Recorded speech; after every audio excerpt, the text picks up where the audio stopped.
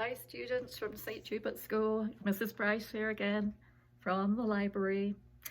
Well, I promised that I would read you my second book, so that's what I'm going to do. Remember, it's called Jason's Journey.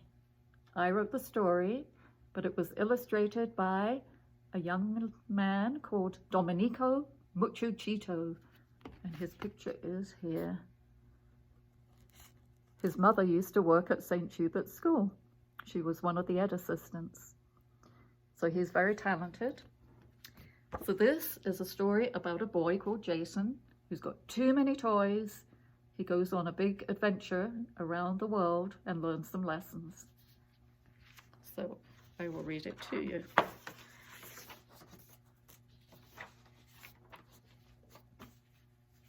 Here's the first picture. So very colorful. Jason's house was bursting with toys. He loved toys almost more than anything else in the world. I think we should give some away to children who don't have any toys, said his mum. Give up some toys? No way, said Jason. They're mine. Besides, all children have toys. I bet if you lined them all up, they'd stretched all the way around the world and back again, said his mum. That's ridiculous, said Jason. But lying in bed that night, Jason thought and thought, could his mum be right? So he is in his bed thinking about the world and traveling. So he tiptoed out of bed, found his globe, planned his route, and organized his toys. The next morning, after a big breakfast, Jason set off on his journey. First, Jason lined up all his toys that had wheels. There were trucks, tractors, trailers, and trains. There were rollerblades, cars, skateboards, and planes. They stretched all the way from one side of town to the other. On the way, Jason passed a little boy crying on a doorstep. There's the boy on the doorstep, right there. He's got a truck here. There's Jason with all the toys lined up behind him and on his cart or wagon. Hello, what's wrong? Asked Jason. My only truck just broke, sobbed the boy. Jason felt sorry for the boy. Here, said Jason, take one of mine. I'm just on my way around the world, but I'll be back soon to pick it up. Thanks a million, said the boy. I'll take good care of it, I promise. Next, Jason lined up all his building and construction toys. There were Legos, Mechanos, Duplos, and spanners. There were nuts and bolts, connects, and hammers. They stretched all the way across the prairies to the Rocky Mountains.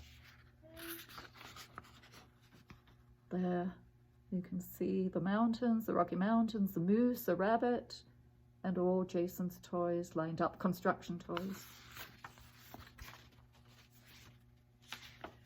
On the way, Jason passed a neighborhood with 20 children playing with a few worn-out toys. Why don't you ask your parents for some new toys? Asked Jason. We've come from far, far away, replied a boy in a red cap. We are refugees. Our families had to flee from our homeland when war broke out, and we had to leave everything behind. And those are the children there.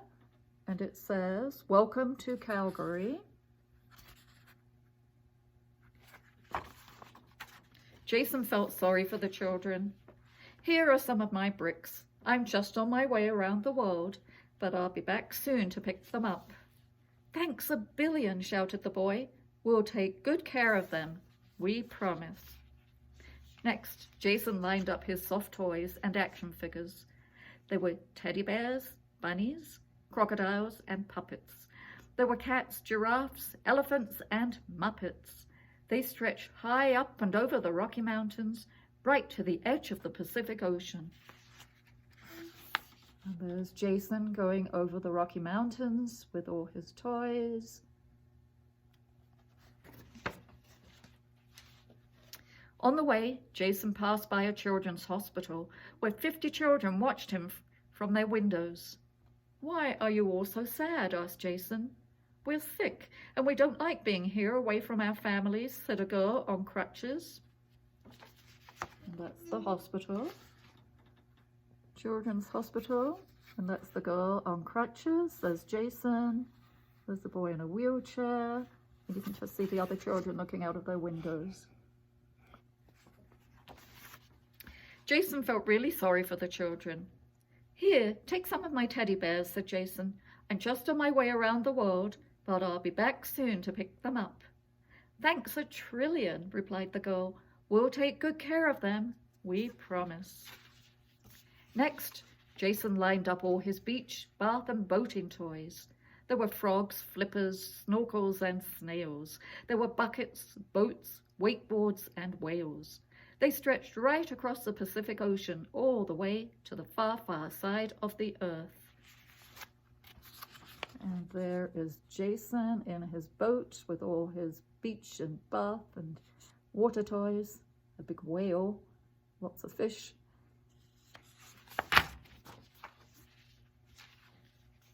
On the way, Jason passed by an island all covered with mango, banana, and coconut trees. He saw 100 children playing with bits of cardboard, metal, wood, and string. Jason had never seen anyone playing with garbage before. There's the island.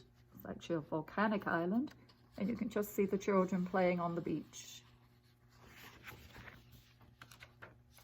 Why are you playing with garbage? Asked Jason.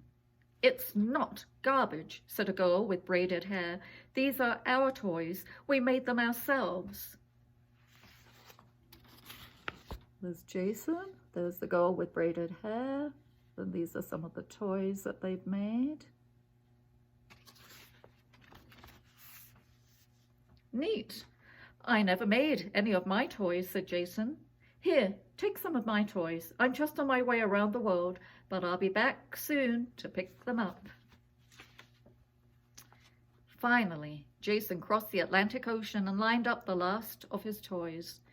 When he arrived home, all he had left was Grandpa's handmade train set, Grandma's hand-sewn dinosaur puppet, Dad's homemade kite, and Mum's brown velvet rabbit she'd made for him as a baby. And that's his toy box with his special toys in it. They were the most special because they were made with love. Slowly and carefully, Jason placed them inside his toy box.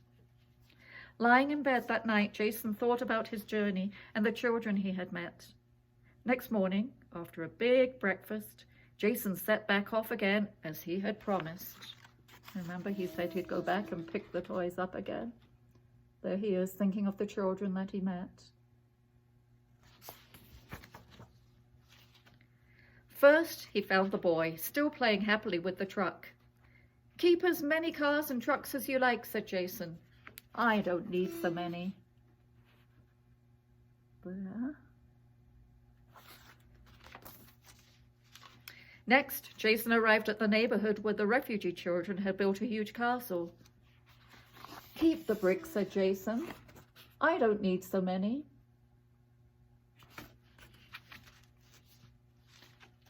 Then Jason arrived at the hospital where the children looked much happier. Keep the teddy bears, said Jason. I don't need so many. They gave him a big thank you card. Finally, Jason arrived at the island and found the children playing with his toys as well as their own. You can keep all my toys, said Jason, but will you show me how to make toys like yours? The children dropped their toys and got busy, teaching Jason how to make a sardine can car, a bamboo raft, a banana fiber and string soccer ball, and a flip-flop sailboat. Thanks a zillion, said Jason as he waved goodbye, hugging his new handmade toys. There he is.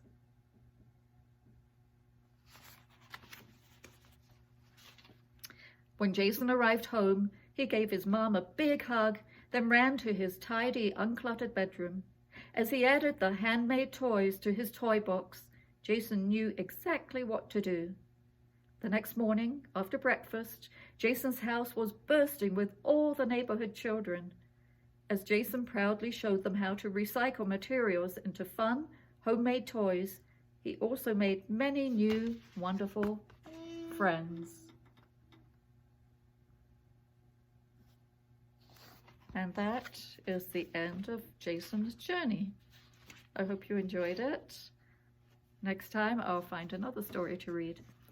So take care, everyone. I hope you're all reading from home, and I hope to see you all soon. Miss you guys.